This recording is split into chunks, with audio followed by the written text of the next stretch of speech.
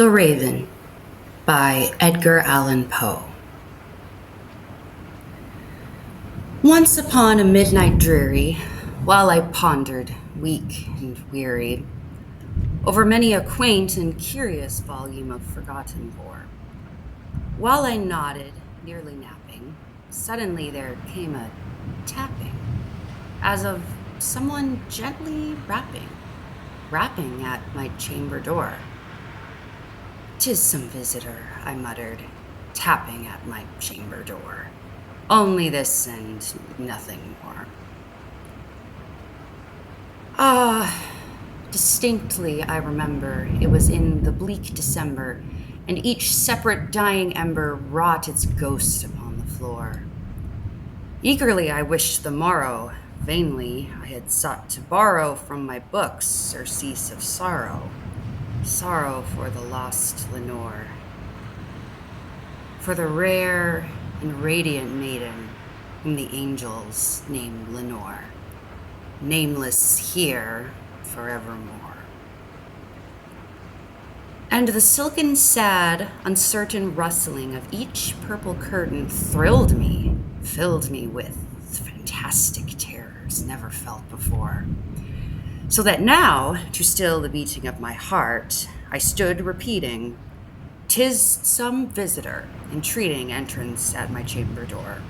Some late visitor entreating entrance at my chamber door. This is it, and nothing more." Presently, my soul grew stronger, hesitating then no longer. "Sir," said I, "or madam, truly your forgiveness I implore. But the fact is I was napping, and so gently you came rapping, and so faintly you came tapping at my chamber door, that I scarce was sure I heard you."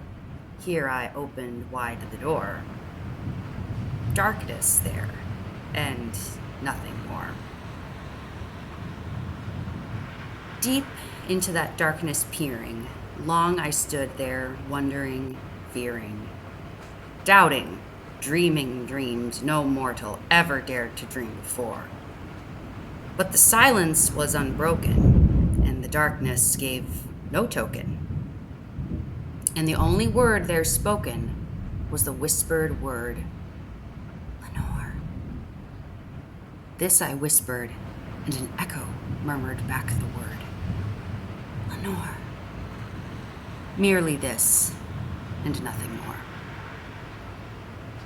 Back into the chamber turning, all my soul within me burning, soon I heard again a tapping somewhat louder than before. "Surely," said I, "surely that is something at my window lattice. Let me see then what thereat is, and this mystery explore. Let my heart be still a moment, and this mystery explore. 'Tis the wind, and nothing more." Open here I flung the shutter, when, with many a flirt and flutter, in there stepped a stately raven of the saintly days of yore. Not the least obeisance made he, not an instant stopped or stayed he, but with mien of lord or lady, perched above my chamber door, perched upon a bust of Pallas just above my chamber door, perched and sat, and nothing more. Then this ebony bird, beguiling my sad fancy into smiling by the grave and stern decorum of the countenance it wore. "Though thy crest be shorn and shaven, thou," I said, "art sure no craven. Ghastly grim and ancient raven, wandering from the nightly shore, tell me what thy lordly name is on the night's Plutonian shore." Quoth the raven, "Nevermore." Much I marveled this ungainly fowl to hear discourse so plainly, though its answered little meaning, little relevancy bore. For we cannot help agreeing that no living human being ever yet was blessed with seeing bird above his chamber door, bird or beast upon the sculpted bust above his chamber door, with such name as Nevermore. But the raven, sitting lonely on the placid bust, spoke only that one word, as if his soul in that one word he did outpour. Nothing farther than he uttered, not a feather than he fluttered, till I scarcely more than uttered, other friends have flown before. On the morrow he will leave me, as my hopes have flown before. Then the bird said, nevermore. Startled at the stillness broken by replies so aptly spoken, doubtless, said I, what it utters is its only stock and store, caught from some unhappy master, whom unmerciful disaster followed fast and followed faster, till his songs one burden bore, till the dirges of his hope that melancholy burden bore, of never, nevermore.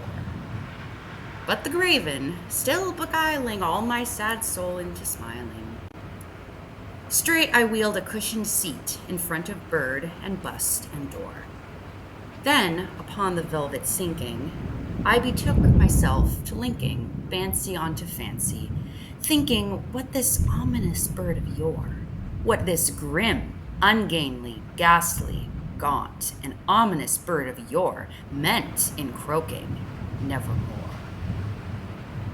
This I sat, engaged in guessing, but no syllable expressing, to the fowl whose fiery eyes now burned into my bosom's core. This and more I sat divining, with my head at ease reclining, on the cushion's velvet lining that the lamplight gloated o'er, but whose velvet violet lining with the lamplight gloated o'er, she shall press. Ah, nevermore. Then, methought, the air grew denser, perfumed from an unseen censer, swung by angels whose faint footfalls tinkled on the tufted floor.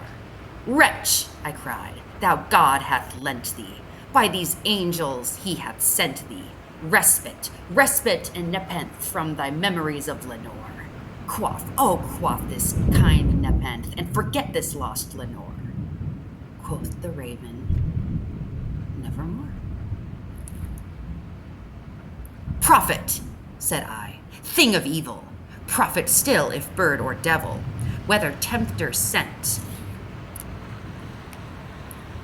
or whether tempest tossed thee here ashore, desolate yet all undaunted, on this desert land enchanted, on this home by horror haunted, tell me truly, I implore, is there balm in Gilead? Tell me, I implore.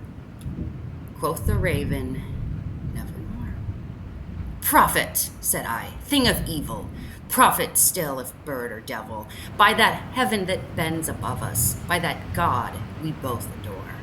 Tell this soul with sorrow laden, if within the distant Aden it shall clasp a sainted maiden, whom the angels name Lenore. Clasp a rare and radiant maiden, whom the angels name Lenore. Quoth the raven, nevermore. Be that word our sign of parting, bird or fiend, I shrieked, upstarting. Get thee back into the tempest and the night's Plutonian shore.